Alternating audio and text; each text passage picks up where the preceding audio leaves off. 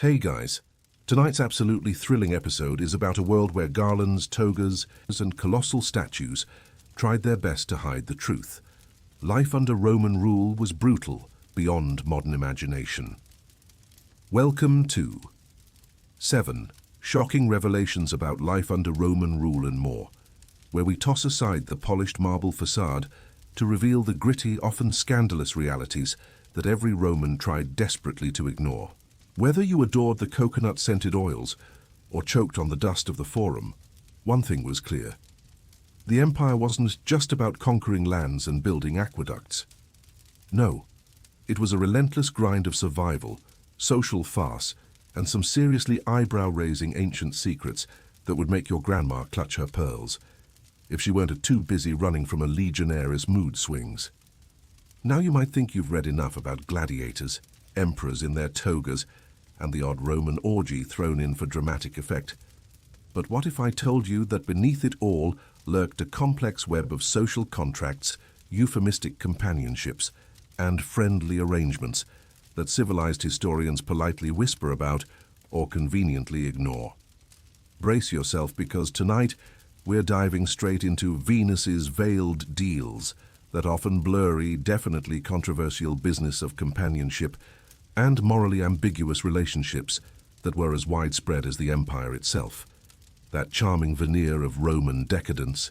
Spoiler alert, it was part of a gritty survival strategy wrapped in euphemism and scandal. Of course, ancient Romans had a knack for making everything sound almost refined. After all, how do you describe a profession socially frowned upon without actually saying what it is? Lady of the evening, anyone? Companion for hire? Provider of intimate services? Yes, we were tiptoeing around the obvious here, because the truth was simultaneously shameful and an unavoidable part of daily life.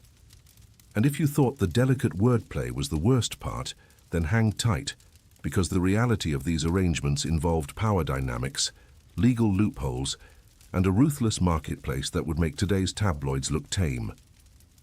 Let's step back a bit to give you an idea of the stage. This wasn't some small neighborhood nuisance. We were talking about the Roman Empire in the 1st century BCE through the 1st century CE, a time when Rome wasn't just the capital of an empire, but an urban sprawl bursting at the seams with over 1 million people, many of whom depended on these veiled deals for their very existence. From the sprawling alleys of Pompeii to the shadowy corners of the Subura district in Rome, women, and some men, were caught in a delicate balancing act between survival, servitude, and social performance. And let's not underestimate the economic realities. While the mighty Roman Senate debated laws about land and war, countless citizens wrestled with the tyranny of rent prices, food shortages, and the fickle nature of patronage. Companions, let's call them that for now, were not mere objects in this drama. They were economic agents navigating a treacherous marketplace with wit, resilience, and a few tricks up their sleeve. How else do you think some freedwomen accumulated wealth that rivaled those of minor aristocrats, crafty negotiation skills, or perhaps a very different kind of investment portfolio? Now, here's where it gets really juicy.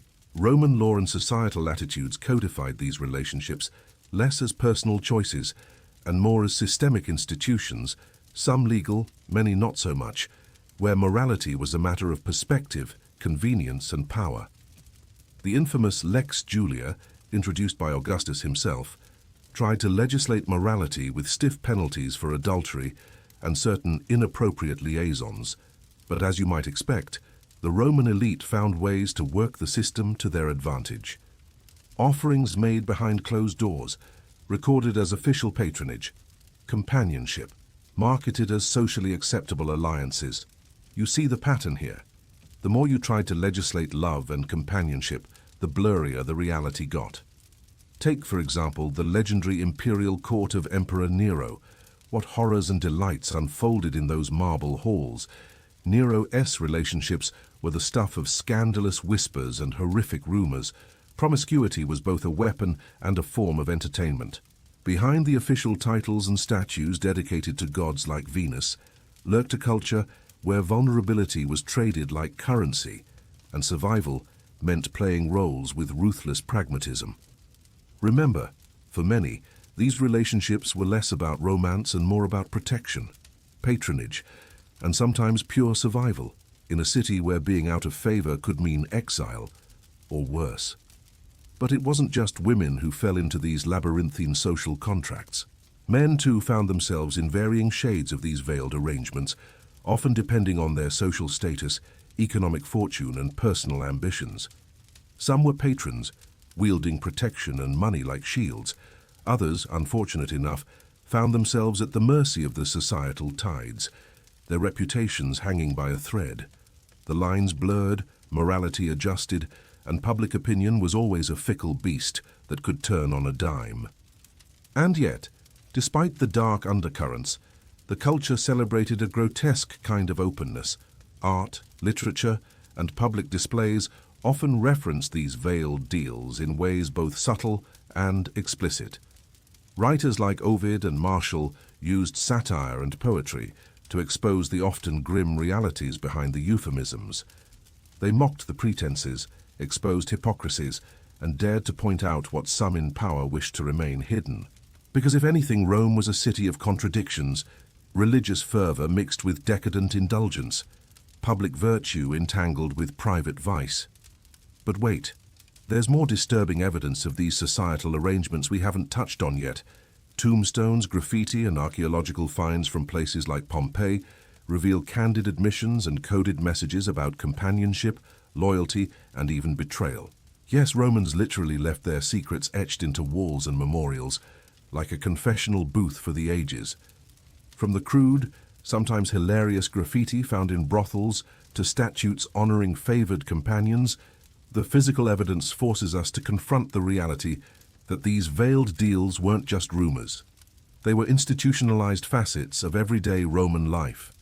Consider the infamous Lupanar in Pompeii, a brothel that wasn't just a place of carnal pleasure, but a microcosm of Roman society's complex dance with morality and commerce. The walls of this establishment are covered with explicit frescoes and inscriptions, offering everything from service menus to cheeky customer reviews. It's an accidental time capsule showing that, beneath the lustrous veneer of imperial Rome, life was often about endurance, barter, and navigating relationships fraught with power imbalances and survival instincts. Not exactly the romanticized Colosseum of history books, right? And it's precisely these relationships, these veiled deals, wrapped in euphemism, bound by harsh realities, that offer some of the most startling insights into the lived experience of ordinary Romans. We often think of history as the story of leaders and battles, but here in the shadows of piazzas and temples was a raw, unvarnished truth about human needs and societal constraints. So by unraveling these threads, we see that life under Roman rule wasn't just a circa BC sophistication. It was daily negotiation with vulnerability, coded language, and economic gambits disguised as companionship. The bright togas faded into a background for these stories of survival, exploitation, and resilience that shaped everything from politics to everyday existence. Now that we've peeled back society's layers on these veiled deals of Venus, where companionship wasn't always just a choice, but often a necessity, it's time to examine another key aspect of Roman life. Speaking of which, if you think navigating moral ambiguity was messy, wait until we explore how violence wasn't just a spectacle, but a pervasive, ritualized force that shaped public and private life alike. Stick around, because next we dive into blood and sand. And trust me, the only euphemism around that will be the sheer brutality on display. Speaking of Venus's veiled deals, what we just covered was only the introduction to the darker realities festering beneath the glamorous Roman lifestyle. The carefully crafted bedroom empire might have seemed like a polite game of mutual favors, but peel back that velvet curtain, and you're slammed with the gritty truth of day-to-day existence under Roman dominion. Now that we've explored how companionship was commodified with euphemistic flair, it's time to crack open the brittle shell of polite civility to reveal what really soaked the streets and arenas with blood. Yes, violence wasn't some occasional spectacle. It was the pulse, the lifeblood, the grim soundtrack of Roman society. If the smooth negotiation of social and sexual favors was the warm-up act, then prepare yourself for the main show. the brutal, relentless, and ritualized violence that defined public and private life in Rome. From the lurid roar of the Colosseum to the quiet horrors of domestic discipline, Roman violence was as systemic as their road network, efficient, all-encompassing, and utterly unforgiving. What could possibly go wrong when a civilization builds itself on such a foundation? Let's dive headfirst into a world where life expectancy was short, justice was swift and savage, and mercy was a foreign concept. First, some context. By the 1st century AD, when the empire was straddling the known world like a tyrannical colossus, violence was not just tolerated, it was institutionalized. The colossal amphitheaters, the very symbols of Roman entertainment, offered nothing less than gladiatorial combat, chariot races rigged with death traps, and public executions designed to both terrify and titillate the masses. Consider the Colosseum, also known as the Flavian Amphitheater, inaugurated under Emperor Titus in 80 AD. This arena could seat over 50,000 spectators hungry for blood. Not metaphorical blood, but actual flowing blood often mixed with sand, staining the earth beneath. Historical accounts by Tacitus and Suetonius describe wild beasts tearing apart condemned prisoners while the crowd roared in sadistic delight. It was the ultimate expression of Roman justice as theatrical violence. The Romans transformed violence into a civic duty and public spectacle. Gladiators, often slaves or prisoners of war, volunteered or were forced into deadly contests where their fates were decided by a thumbs up or thumbs down from the crowd or their sponsor. Pliny the Younger writes about the crowd's insatiable appetite for these events, which could last for days, draining the city's treasury and spilling rivers of human suffering for entertainment. Gladiatorial schools churned out fighters trained in the art of killing, living proof that death was a commodity sold to the highest bidder, or more accurately, the emperor's political needs. Political showmanship made arena deaths as important as Senate debates, arguably more so, because nothing cements an emperor's popularity like a decent bloodbath. Brilliant decision-making, really. But remember, this wasn't just about entertainment. It was also social control on a grand scale. Tacitus reveals that during the reign of Domitian, the emperor was obsessed with promoting violent games to distract the populace from his increasingly paranoid and tyrannical rule.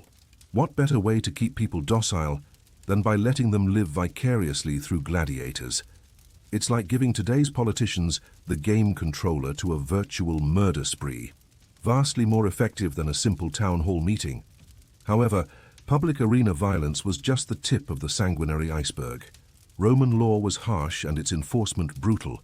The infamous lex talionis, or law of retaliation, was often applied with horrifying literalism. Petronius paints a vivid picture of this in his Satyricon, where criminals faced blunt force punishments, mutilations, or crucifixion, a particularly humiliating and agonizing sentence reserved for slaves and the lowest classes. Crucifixion, of course, is a term that resonates even today, thanks to its central place in Christian narratives, but in Roman times it was ordinary capital punishment, often publicly executed along main roads to maximize humiliation and deterrence. Then there was the infamous punishment of decimation within the army. Every 10th man executed by his peers for acts of cowardice or rebellion. An efficient, if brutal, way to enforce discipline. Imagine what a modern military court-martial looks like compared to that. Stockpiling execution squads like punitive lottery winners. No wonder Roman legions were as feared as they were ruthless. Dio Cassius recounts a chilling instance during the civil wars of the 1st century AD, when Mark Antony ordered the decimation of one of his units after a defeat, killing thousands by his own hand just to enforce the Phalas order. Private life proved no less hazardous. Domestic violence was no taboo topic to Roman writers. It was practically normative. Pliny the Younger, among others, documented the harsh treatment slaves and even wives endured at the hands of their masters and husbands. The paterfamilias wielded absolute power, and corporal punishment was both a social expectation and legal right. Historical records suggest that whipping servants or children for minor infractions wasn't merely accepted, but encouraged as a sign of discipline and strength. It makes most modern reality shows about strict parenting look like gentle book clubs, and this brutality wasn't limited to corporal punishment. Stories abound of poisoning, execution without trial, and exiles for perceived slights or political convenience. Imagine a world where family dinner could end with a stabbing and have that be considered normal. Speaking of stabbing, political violence lurked beneath every corner of Roman civic life. Assassinations and purges happened with such frequency that it's astonishing anyone wanted to hold public office at all. Julius Caesar's infamous murder in 44 BC was the tip of a bloodied iceberg that included emperors like Caligula, who reigned from AD 37 to 41, with a reputation so bizarre and violent, he makes today's politicians look like choir boys. Contemporary writers like Suetonius and Tacitus sketch Caligula's reign as a non-stop nightmare of executions, sabotage, and public humiliations, lopping off heads, both literal and metaphorical, to cling to power. And he wasn't alone. Nero, Domitian, and Commodus were similarly infamous for their reigns of terror. Take Nero's brutal persecution of Christians beginning around AD 64 after the Great Fire of Rome. Tacitus records how Nero allegedly scapegoated innocent groups to cover his own failures, unleashing tortures that would make even the darkest modern dictators blanch. These included crucifixions, being nailed to crosses like grotesque insect specimens, and horrifying scenes of living humans set alight as human torches to light imperial gardens. Talk about turning public service into a horror show. What could possibly go wrong? And if you thought executions were straightforward, the Romans took delight in elaborate, torturous justice. Damnatio ad bestias, sentencing a condemned person to be killed by wild animals, was a particularly gruesome spectacle. Imagine the imperial arena as equal parts courtroom and slaughterhouse, adjudicating through violence where even the accused got a front-row seat to their own demise. The public loved it. Oohs and ahs punctuated the feeding of lions to political enemies, criminals, and prisoners captured in rebellions. Dio Cassius recounts an especially macabre event celebrated by Emperor Trajan in the early 2nd century AD, where thousands of condemned criminals were fed to animals, showcasing Roman justice as a monstrous performance art. The economic implications of this were noteworthy as well. The breeding and upkeep of exotic beasts was a costly affair, ostensibly justified by the entertainment and civic order it purported to maintain. Money well spent, of course. Even the ritual aspects of violence were meticulously arranged. Blood wasn't just spilled. It was a symbol of honor, sacrifice, and power. Gladiatorial combat, for instance, began with a solemn ritual where combatants saluted the editor, or the sponsor of the games, with the phrase, Ave, Imperator, morituri te salutant, loosely translated as, Hail, Emperor, those who are about to die salute you. This morbid salutation framed each brutal contest as a tribute not just to entertainment, but to imperial grandeur and the cult of Roman masculinity. The psychological impact of participating in or witnessing such ceremonies must have been profound, normalizing violence as the ultimate currency of power. Looking deeper, we find that violence was also a tool of political propaganda and social stratification. The blood-soaked arenas united the plebeian masses in shared spectacle while reinforcing the dominance of the elite who sponsored these events. Being a gladiator was one of the few ways a slave could gain fame, fortune, or even freedom. But at what cost? Suetonius recounts the tale of Flamma, a gladiator who fought and survived 23 matches, earning 4 times the usual, rudicins or wooden sword signifying freedom. Yet he refused it to keep the glory of the arena trapped in a death spiral where survival was the only prize. Talk about Stockholm Syndrome with a sword. Then there is the chilling documentation of gladiatorial combat as a form of state-sanctioned terror against perceived enemies and even Roman citizens. The idea that Rome could orchestrate mass slaughter while cheering the fall of its own people shows how normalized human suffering had become. The Roman historian Ammianus Marcellinus described a scene where defeated barbarians were immediately thrown into the arena, their deaths serving both as gladiatorial entertainment and a warning to enemies abroad. A public lynching with imperial approval and spectator seats. The economic impact of this violence was staggering. Rome's insatiable appetite for spectacle triggered a complex economy involving gladiators, wild animals, the construction and maintenance of arenas, and even the medical care for fighters to keep the games going. Doctors specialized in patching up the heavily wounded, ensuring the show didn't end prematurely, while producers looked for new ways to shock the crowd into renewed bloodlust. It was an industry predicated on pain and death, and it flourished for centuries.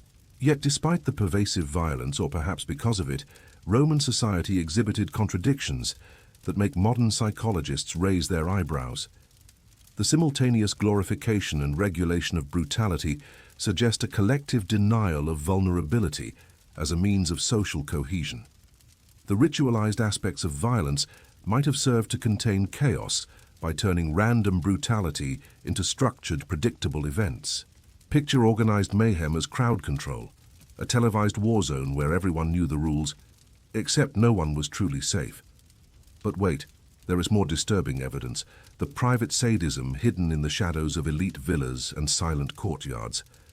Martial, the first-century poet, bitterly hinted at the twisted games played behind closed doors, where domination and cruelty intersected with luxury and excess. Torture as a hobby, punishment as entertainment, a bizarre undercurrent that stained not just the public arenas, but the very fabric of Roman domestic life. Ancient graffiti found in Pompeii includes crude drawings and venomous insults spat like social weapons, underscoring that violence wasn't just physical but psychological, a constant grinding pressure cooker of fear and cruelty. In fact, the archaeological record offers unsettling proof that the civilized Romans might have been less bothered by gore than we care to admit. Skeletal remains show injuries consistent with violent deaths even outside the Colosseum, fractured skulls, blade wounds, and blunt force traumas indicative of street brawls, familial disputes, and military skirmishes. This was life outside the marble, a gritty existence where survival was measured not in victories or political power, but in sheer endurance. As historian Mary Beard notes, daily violence was endemic, and law enforcement was as likely to perpetuate brutality as prevent it.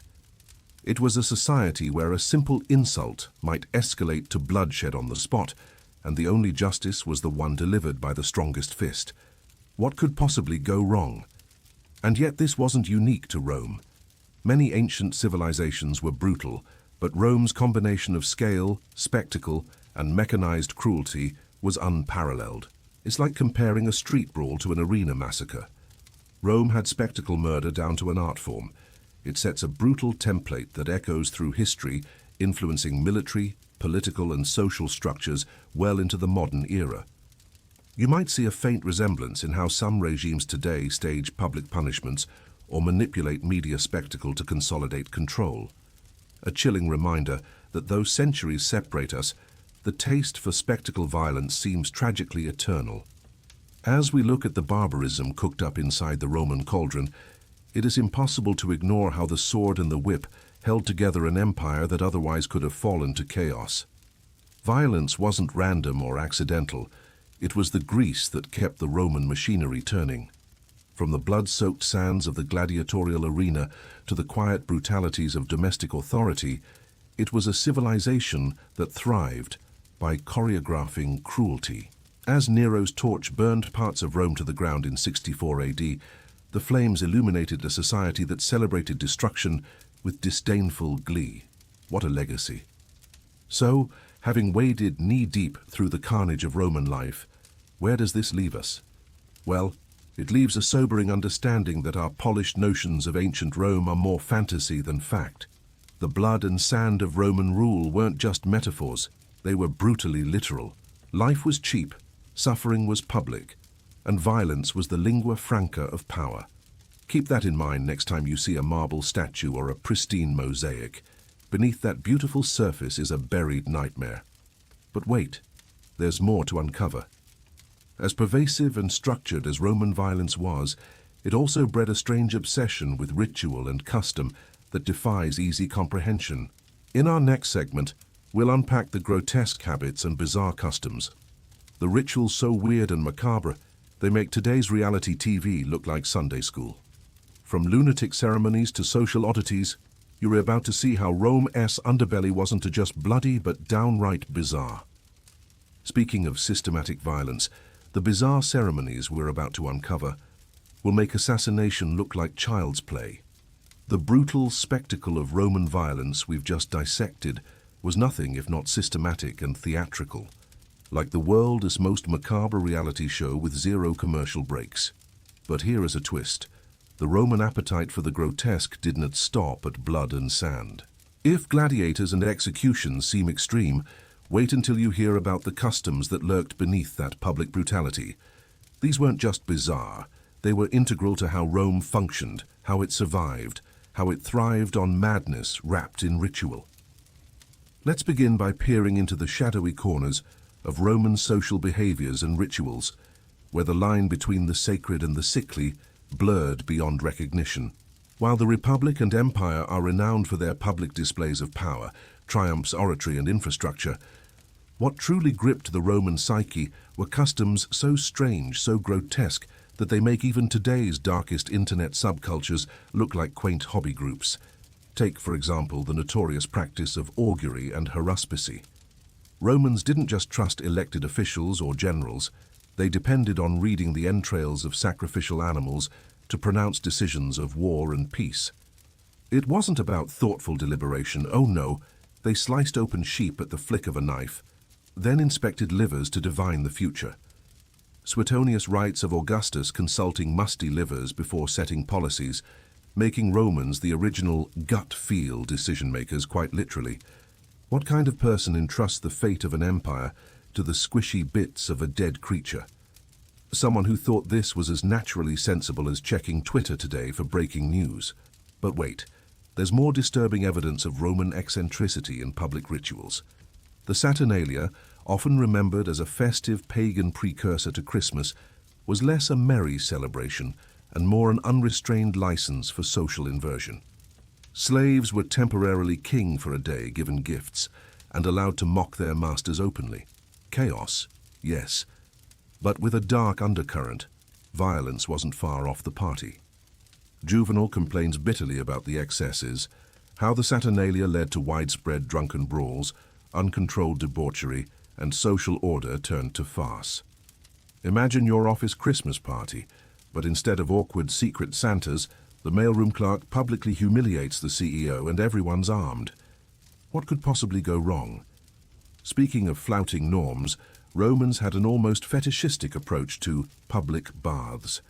These weren't your polite, quietly soaking affairs.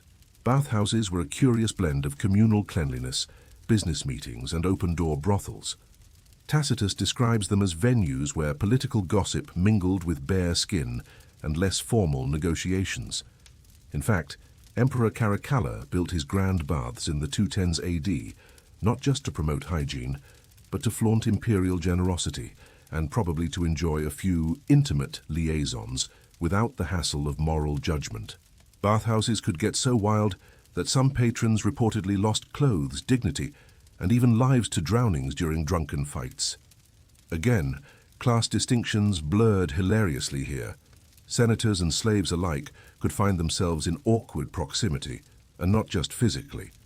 But these glimpses of chaos only scratch the surface. Romans worshipped gods with rituals so convoluted and sometimes downright cruel that they baffle even the most diligent historians. The infamous cult of Mithras, a secretive religion popular among Roman soldiers from roughly the 1st to the 4th century AD, involved midnight ceremonies, brutal symbolic slaughters of bulls, and initiation rites featuring blindfolds and mysterious underground chambers, somewhat akin to a bizarre fraternity hazing, but with eternal damnation on the line if you messed up. Tacitus tells of strange festivals like the Lupercalia, celebrated on February 15th, where priests called Luperci ran nude through the streets, slapping women with thongs fashioned from sacrificed goats' hides. According to legend, This was meant to ensure fertility, but it is hard to imagine the women lining up enthusiastically for this ritualized harassment, even in a culture that tolerated remarkable levels of public physicality. The Church would later eliminate this practice around the 5th century, labeling it pagan depravity. Of course, to Romans, it was tradition, harmonizing the chaos of life with the inscrutable will of the gods. Now, the Roman affinity for unpleasant but oddly specific rituals extended to death as well. Unlike modern funerals, which lean towards solemnity and respect, Romans treated death with a cocktail of spectacle and superstition. In Rome's earliest days, bodies were buried outside the city walls, but by the empire's height the necropolises teemed with elaborate tomb sculptures, ghastly epitaphs, and sometimes downright grotesque displays intended to terrify the living or keep the dead from rising, because, well, why not? Pliny the Elder documented the practice known as defictionis, curse tablets made of lead or tin, inscribed with the names of enemies or rivals, then buried or thrown into wells, hoping to call upon the gods or spirits to wreak havoc on the cursed. These tablets are the ancient equivalent of sending your ex a strongly worded text, except with potentially more lasting consequences. Hard to call it closure when they're basically ancient voodoo darts. Hundreds have been found in places like Bath, England, underscoring how far these repulsive superstitions traveled with the Romans. And there's the often overlooked but no less disturbing custom of damnatio memoriae, or condemnation of memory, practiced famously after Emperor Domitian's assassination in 96 AD.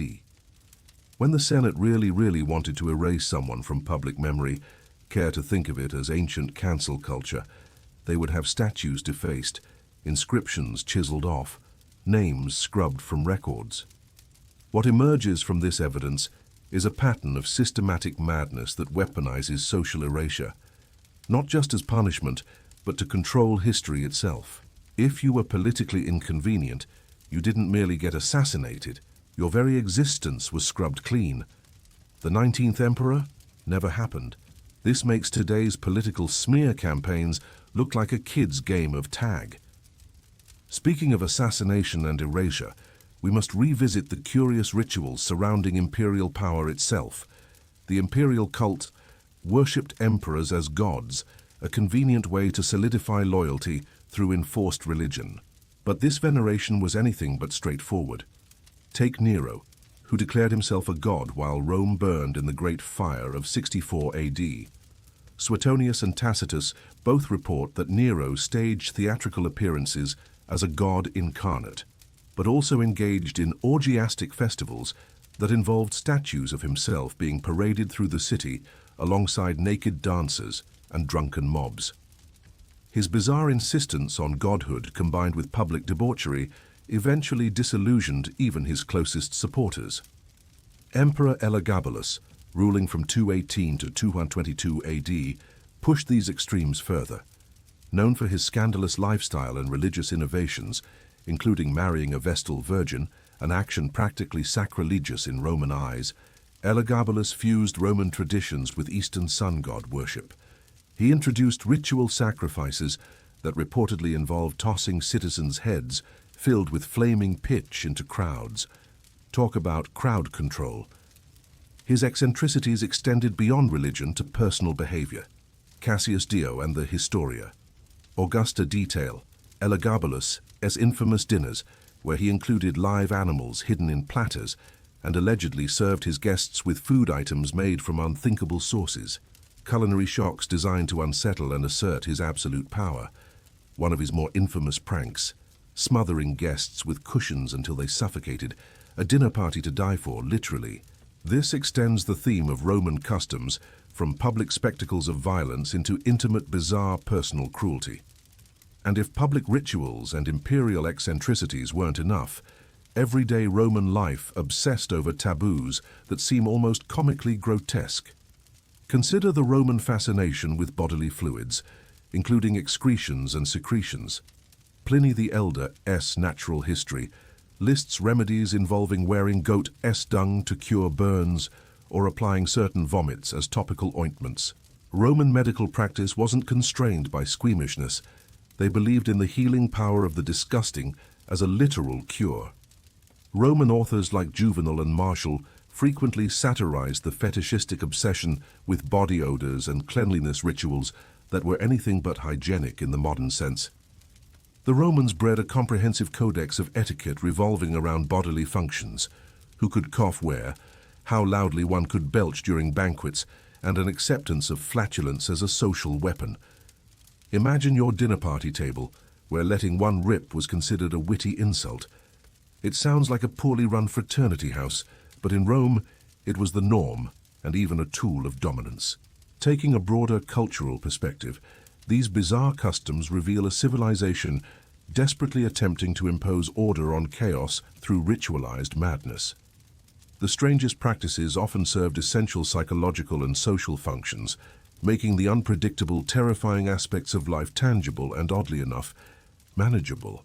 In a city where political power was as fragile as a blown-out candle flame, these rituals created a performative armor against existential threats, from plague to civic unrest. Historians like Mary Beard and Peter Brown have noted that Roman ritual and spectacle were theaters for negotiating power, where the grotesque masked the precariousness of imperial control. In other words, Roman weirdness wasn't a sideshow, it was the entire circus. The madness was the method. But wait, there's more. When we think the Romans might have hit rock bottom with public debauchery, bodily absurdity, and ritual bloodletting, we have yet to mention their fixation on children as symbols and instruments of societal weirdness. Did you know that Roman children participated in festivals where they were crowned kings and queens for a day, only to be subjected to public humiliation? The Ferie Latini involved kids being tossed into ritual fires or having their faces smeared with sacrificial blood, scenes that are equal parts horrifying and mystifying, all in the name of appeasing gods and binding the community through shared trauma. And in a final grotesque flourish, consider the smart but sinister practice of damnatio ad bestias, condemned men and women thrown to wild animals in arena spectacles. This wasn't pure entertainment. It was a ritual that blended public execution with mythological symbolism, evoking the fearsome punishments promised to enemies of Rome. What began as a practical method to execute criminals evolved into a religiously charged theater of death. The condemned suffering was a message carved into the collective Roman psyche: defy order, become food. As we've peeled back layer after layer, one thing becomes clear. Ancient Rome was an empire built on a foundation of blood, dirt, the grotesque, and a relentless belief in ritual as the answer to life's chaos. The customs we've explored were frightening, bizarre, and sometimes horrifically creative, each one reflecting a deep cultural need to normalize madness in the face of an unpredictable world. But these strange practices didn't exist in isolation. They were propped up by what the Romans arrogantly called scientia, their knowledge, and it is here that the trail grows even more twisted. And if you thought those rituals were the height of Roman madness, wait until you meet the quacks and oracles who provided intellectual justification for all of this insanity. The next and final segment will take you deep into the murky world of Roman pseudoscience, where ancient medical myths, charlatan healers, and wildly harmful remedies promised cures but often brought ruin. Prepare yourselves to meet the self-proclaimed men of wisdom, whose solutions made the grotesque customs we just explored look almost sensible by comparison. The bizarre customs we just explored, the public feasts to ward off evil spirits, the strangled screams of exorcists at midnight, and those utterly baffling rituals involving fermented fish guts, were horrifying, but they pale in comparison to the realm of Roman science. You know, the kind of science that doesn't just make today, as wellness influencers, look like fledgling amateurs, but turns the entire history of medicine into a cautionary tale for anyone who has ever Googled miracle cures. After witnessing the grotesque and the uncanny in daily Roman life, it's time to examine how the Romans justified it all through a veneer of pseudoscience that was equal parts brilliant and catastrophically wrong. Welcome to the age of quacks and cures, where snake oil salesmen mingled with priests, and healing meant a cocktail of superstition, guesswork, and downright dangerous ingredients that could make a modern toxicologist weep. Roman medicine was less about do no harm and more about throw everything but the kitchen sink at the patient and hope something sticks. This was the era that gave us medical practices so bizarre, they might make the wellness industry's dubious detox promised on Instagram look respectable. To understand this delightful chaos, let's step back to the bustling streets of Rome around the 1st century CE, the epicenter of a sprawling empire where the gap between intellectual brilliance and utter quackery widened daily. The roots of Roman medicine intertwined deeply with earlier Greek traditions. Hippocrates and Galen are names you might recognize as the founding fathers of medicine. But the Romans had a unique flair for corruption in intellectual pursuits. One could argue they took scientific curiosity, added generous portions of imperial egotism, and salted it all with desperate wishes to control a harsh, unpredictable world. Consider Galen of Pergamon, the self-styled medical giant of the 2nd century CE, whose writings dominated medical thought for centuries. An anatomist to the gladiators of Rome's bloody arenas, Galen's approach mixed detailed dissection with a hefty helping of mysticism. His theories about bodily humors, blood, phlegm, black bile, and yellow bile, dominated Roman medical practice and turned every illness into a cosmic balancing act. Of course, this meant every ailment was subject to bleeding, purging, or the application of substances that today would be classified somewhere between hazardous waste and banned materials. The idea wasn't so much heal the body, but force it back into mythical equilibrium, which sounds about as effective as yelling at your Wi-Fi router until the signal improves. But the grandiosity of Galen and his ilk did not go uncontested. Beneath the veneer of scholarly fanaticism even lay a carnival of charlatans, oracle healers, and potion peddlers who exploited public fear with equal parts chutzpah and ignorance. To the Roman layperson, there was little distinction between science and superstition. In fact, mixing the two was a standard procedure. You might visit a physician who recommended a poultice made from powdered mouse brains, while your neighbor swore by a local oracle's prophecy involving entrails and lotus flowers for curing headaches. What could possibly go wrong? Let's not forget the institutional attempts to control or at least benefit from this mess. The famed Asclepiae, temples dedicated to healing gods like Asclepius, promised divine intervention through elaborate rituals and dream incubation therapies. These temples, scattered across the empire from Epidaurus to Rome itself, combined spiritual healing with more earthly remedies, often laced with herbs, bloodletting, or ritual sacrifice. They were essentially the ancient version of holistic health clinics, where your pilgrimage might end with a goddess-sanctioned herbal tea or a side effect of fever lasting 2 weeks. The line between piety and placebo was notoriously thin. But wait, there's more disturbing evidence that Roman medicine included what could politely be called experimental atrocities. Tacitus, the ever-arch critic of everything in Rome, didn't shy away from exposing some brutal medical practices. For instance, he detailed how emperors and their physicians didn't hesitate to test new remedies on the lowest strata of society, slaves, prisoners, or the disgraced. These unfortunate souls were turned into humans' test tubes, sometimes to confirm that poisonous herbs were indeed poisonous, sometimes to confirm questionable claims about metals with magical curative properties. It is hard to imagine a more effective way of discrediting the entire field than turning it into a gladiatorial experiment in human suffering. One of the most infamous instances was under Emperor Nero, the very poster child for bad decisions in both governance and health. Nero's personal doctor, the Greek Claudius Agathemerus, reportedly used bizarre techniques such as immersing patients in boiled viper venom baths, because if one thing screams scientific rigor, it's toxic snake juice being used without a control group.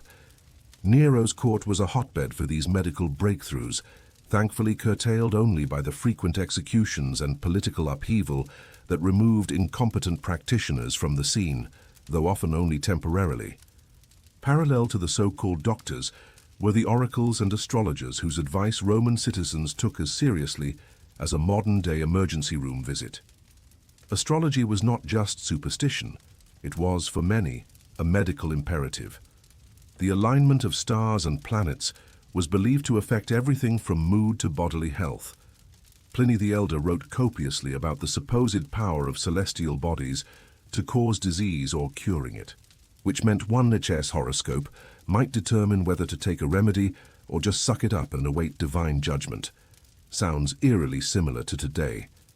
Trends of leaving life-altering medical decisions to social media stars or nebulous wellness gurus.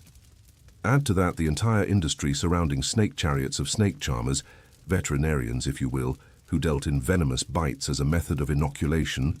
A proto-vaccine before vaccines were a gleam in the immunological eye. The risks naturally were astronomical, but desperation breeds some of the most creative outcomes.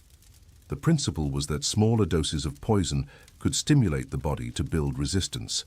A principle not entirely wrong, but tremendously risky when administered by folks licking their own wounds for luck. Now, if you had the misfortune of suffering any injury, say a gladiatorial wound or a less than accidental stabbing by a neighbor's jealous mistress, your treatment options glittered with the promise of infection, poison, and an early visit to the afterlife. Surgical instruments, as described by Celsus in the 1st century CE, included scalpels, forceps, and even primitive bone drills. The Romans were surprisingly advanced in some surgical techniques, thanks again to their love affair with gladiatorial fights, providing practice. Yet, antiseptics were non-existent. Hygiene was rudimentary, making every surgery a roll of the dice between survival and festering death. Galen himself recommended cauterizing wounds with red-hot iron, effective if you overlook the side effects like shock, burns, and spontaneous combustion of hope. But the real kicker lies in the astonishing variety of remedies Romans administered with blind faith. Have you ever heard about the use of human excrement as a healing agent? Pliny the Elder's Natural History casually lists potent cures involving dried, powdered dung, supposedly good for wounds and even epilepsy. The Romans had no shortage of confidence in the chemical magic of the grotesque. Meanwhile, recipes for restorative potions involved ingredients like crushed-up vipers, earthworms, crushed mummies from Egypt, yes, actual mummies, and even more, esoteric elements. It really makes you wonder if their ambition was to heal the body or to unleash its worst nightmares from the inside. What's truly fascinating about this is the psychological undercurrent driving these pseudoscience escapades. The Roman elite thrived on appearing wise and knowledgeable, flaunting their libraries filled with medical texts that were, for the most part, elaborate fiction. Intellectual corruption was rampant. The illusion of expertise was often more valued than actual effectiveness. Physicians were expected not only to heal, but to dazzle with erudition, quoting Hippocrates or Aristotle, even when the treatments bordered on the absurd. This is a mindset eerily familiar to us today, where authority sometimes rests more on confidence and jargon than on evidence. It's no surprise, then, that Roman pseudoscience was a dangerous blend of earnest ignorance and calculated deception. The quacks flourished because the genuine had not yet caught up, and desperate patients clung to any promise of relief. This dynamic created an environment where harmful remedies were tolerated or even celebrated as breakthroughs.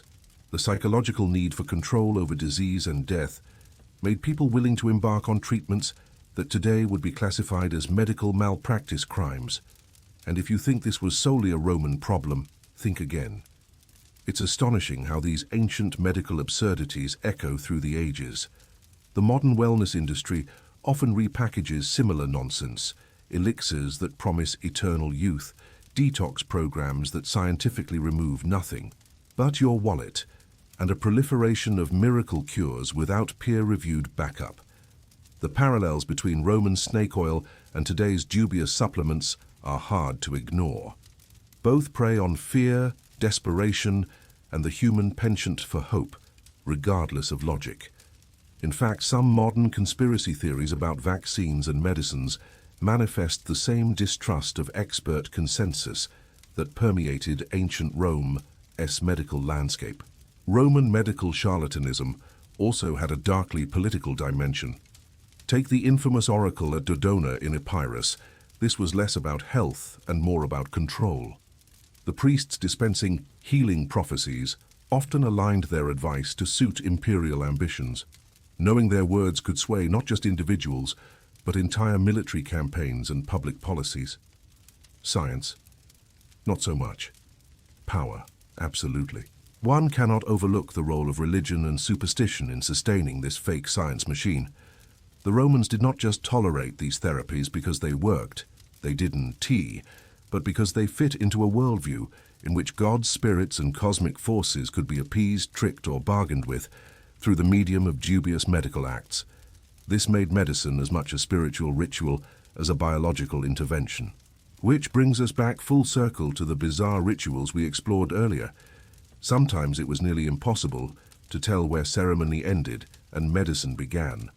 And let us not forget the curious case of the pharmacopoeia of poisons that simultaneously served as remedies. The Romans had an ambivalent relationship with poison, both a weapon and a cure. The most elite individuals might dabble in arsenic-laced tonics to achieve immortality or temporary enhancements in vigor.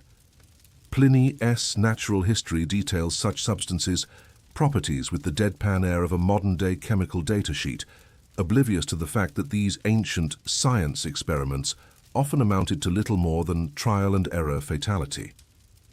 By the late 2nd and 3rd centuries, CE skepticism about Roman medicine grew, paradoxically fueled by the medical texts themselves.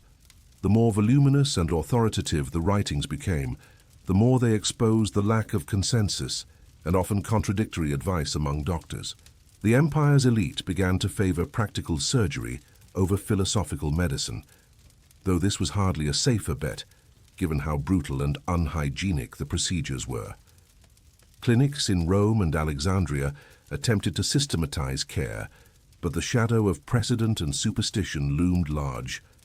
But wait, the absurdity doesn't end here. There was an entire class of Roman scientists who claimed to divine medical truths from animal behavior, the flight of birds, or even the pattern of a chicken's clucks.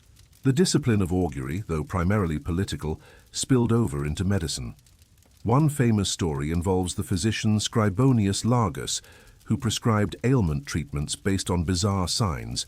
The number of crows seen in the morning could determine whether the patient might survive or succumb. Calls it evidence-based medicine, if you will. The mental contortions involved are mind-boggling. As we near the twilight of Rome, these oddities began to intersect with Christianity's rise, which introduced a different lens on health and disease, mostly based on faith and miraculous healing, rather than any Roman anatomical empiricism. The contrast is striking. Where Roman doctors poked, prodded, and poisoned, Christian healers prayed and blessed. Yet, both traditions coexisted, merged, and influenced early medieval medicine, leaving a legacy of hope, fear, and deep confusion for generations to come.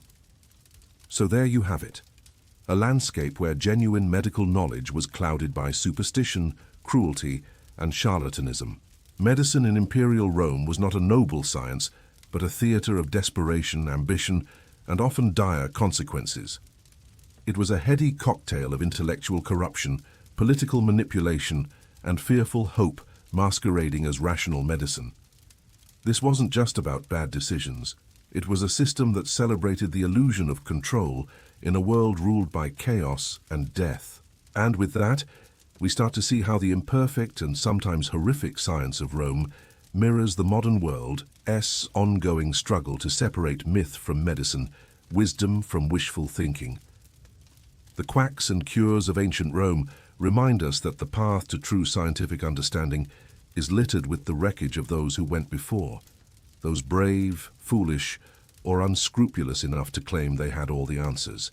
As we prepare to close this journey through the darkest corners of the Eternal City, through the bedroom scandals, the blood rites, the bizarre customs, and finally the pseudo-scientific madness of quackery, one question looms.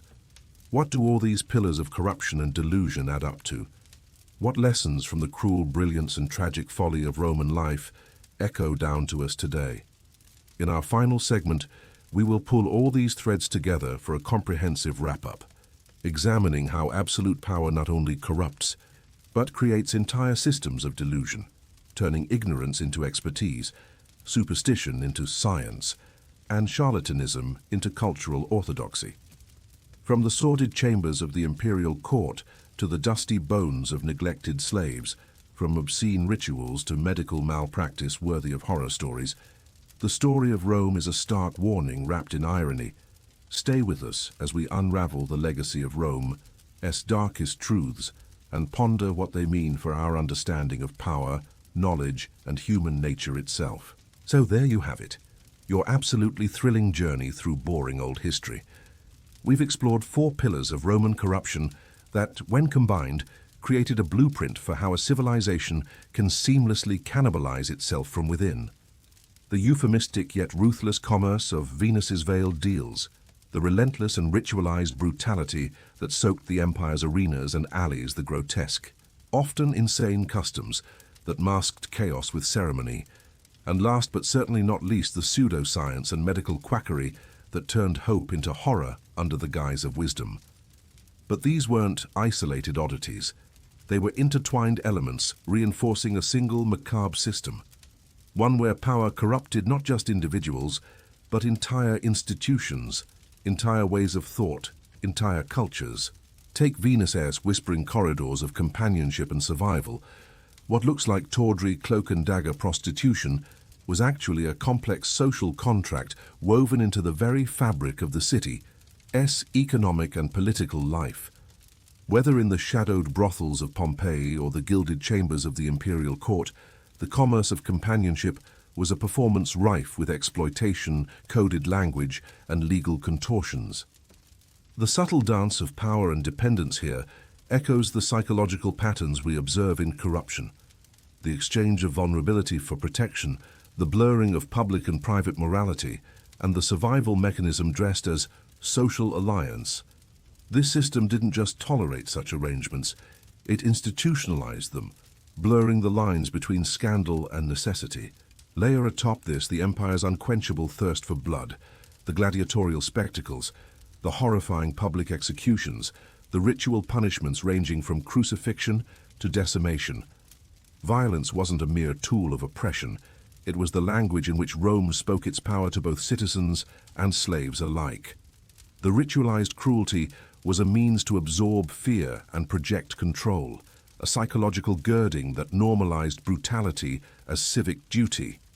The bloody arenas weren't just entertainment. They were theaters of consensus where fear, loyalty, and spectacle melded into a single force that both distracted and united. This is power's playground, where control thrives on orchestrated terror and suffering is a currency paid by the many for the elite's survival. But of course, bloodlust alone couldn't sustain the empire's fragile illusion of order. This is where Rome's peculiar customs and rituals entered the stage. Behind the grand ceremonies and sacred festivals lurked bizarre inversions and grotesque performances, priestly nudity, sacrificial thongs, ritual curses, and social humiliations masquerading as tradition. These weren't merely eccentric hobbies. They were mechanisms of social control wrapped in elaborate displays of chaos, tools to diffuse tensions, reaffirm hierarchies, and mask existential dread under hoods of divine will and obscured scientia. The madness was the method, as they say. These customs normalized violation of the body, of social roles, even of history itself via damnatio memoriae. Ritualized chaos breeding order, a system that made the great city's fragility palatable. Then, lurking beneath the spectacle and rites was the pseudo-scientific machinery of Roman medicine, a cocktail of earnest ignorance, aristocratic ego, and opportunistic charlatanism. The learned yet flawed theories of Galen mingled with venom baths, human excrement cures, astrology and oracle diagnosis. Medicine was a theater of desperation, where hope was commodified and knowledge was a veneer over superstition, cruelty, and political theater. The medical elite's obsession with appearance over efficacy, demonstrating erudition even when treatments veered toward the deadly, reveals a systemic intellectual corruption. This blindness to actual progress echoes the broader empire's proclivity to mistake ritual for reality, appearance for substance, power for legitimacy. What unites these four pillars, the veiled deals, the spectacle of violence, the grotesque customs, and the pseudoscience, is a